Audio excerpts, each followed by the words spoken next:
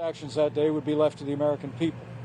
But now it's been brought in a criminal indictment, and I can't assess whether or not the government has the evidence to prove beyond a reasonable doubt what they assert in the indictment. And the president's entitled to a presumption of innocence. But for my part, I want people to know that I had no right to overturn the election, and that what the president maintained that day, and frankly has said over and over again over the last 2.5 years, is completely false. And it's contrary to what our Constitution and the laws of this country provide. You know, I'm a student of American history.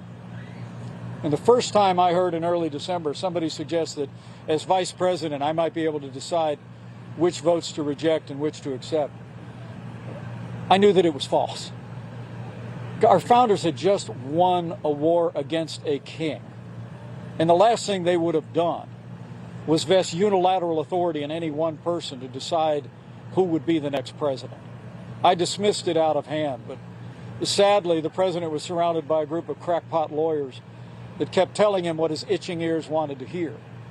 And while I made my case to him of what I understood my oath of the Constitution to require, the president ultimately, continued to demand that I choose him over the Constitution.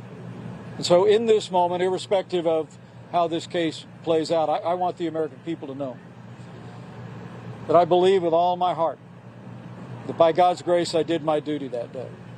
And as I stand for the Republican nomination for president, I want them to know, whatever it means to me, I'll always stand on the Constitution of the United States of America.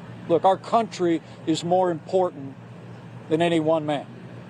Our Constitution is more important than any one man's career.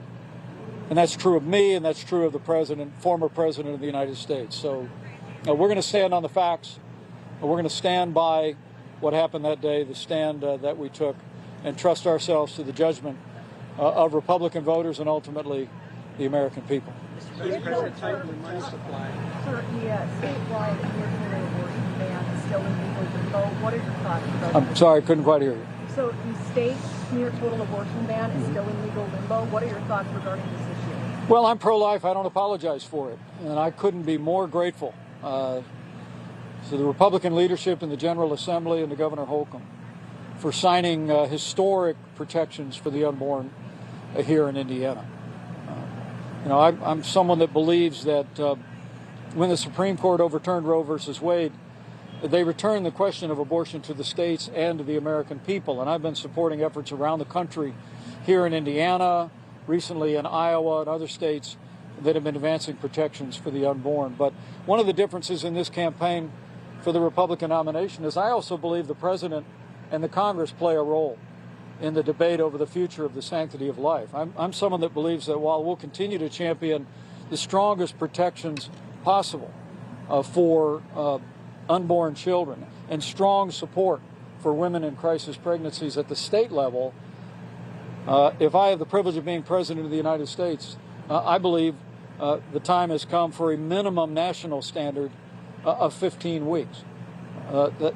If you look at our European allies, most countries in Europe ban abortion after 12 to 15 weeks. The United States today, on a national level, our laws are more in line with Iran and China and North Korea.